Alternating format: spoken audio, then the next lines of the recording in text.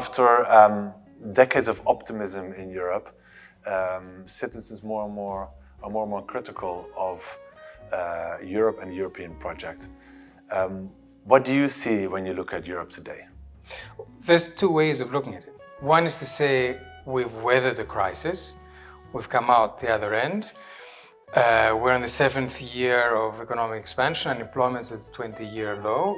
That's one way of looking at it. The other is to say, well, yes, we've weathered the crisis, but we're still in an existential crisis. There's a lot of criticism of the European project. We don't know where we're going. And I think both of those narratives have something correct about them. So the question is, how can we reconcile them? And that's what I'm trying to do in the book. And is there a particular trigger to actually write this book about the future of European policymaking today, in this particular moment in time? We have a new European Commission, we have a newly elected European Parliament, we have a new ECB head. So the basic EU institutions are for a fresh start.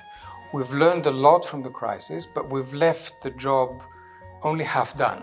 So this is, I think, the right moment to address the issue of what happens next. And I've subtitled the book, The Battle for Post-Crisis Europe, because I think it is a battle between different visions of where Europe should be going.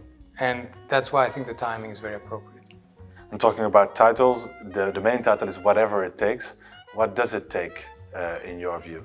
Well, I think everybody knows the 2012 phrase by Mario Draghi, which was the turning point in the Eurozone crisis. We will do whatever it takes to preserve the integrity of the euro, and believe me, it will be enough. For me, the interest was less in the phrase itself when it was said, than the attitude that it encapsulates, which is a certain activism, a certain belief that we can move forward, but a belief which is not empty, but which is underpinned by institutional reform, by political reform, and therefore I want to use it as a broader context of what we can do in Europe if we decide to go ahead and do it. And that's why I felt that it catches very well not just the moment, but the kind of attitude that we need to have to move forward. What have you learned about the European project during your time as the finance minister of Greece, which was, of course, a particularly turbulent time?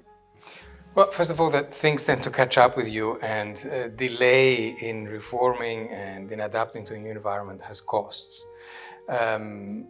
Secondly, that even though economics and political science tells us that the best time to do reforms is when you're in a calm period, at the end of the day, you do reforms with the back against the wall when you have no other options, which is a contradiction, but that's how the EU has operated.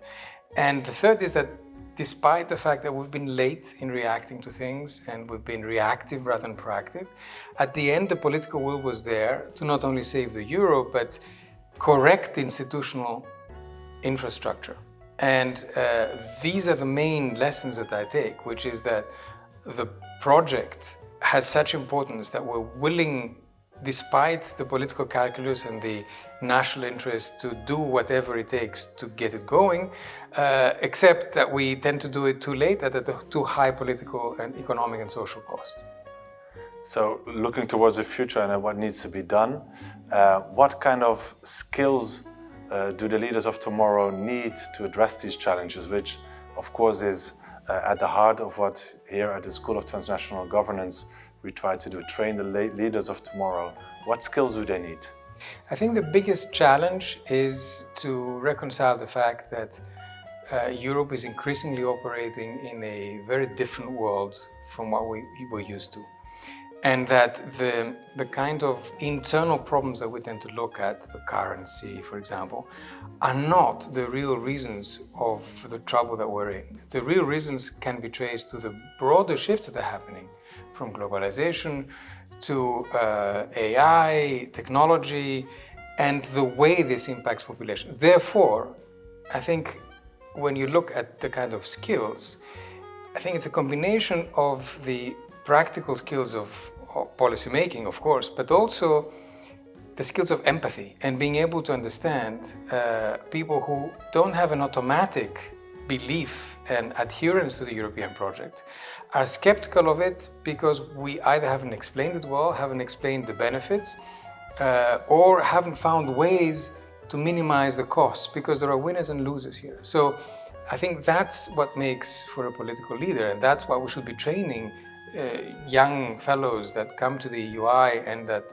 look at not just the practical skills, but also the political skill of being able to operate in an increasingly difficult, complicated environment full of risks, but also of opportunities for our citizens.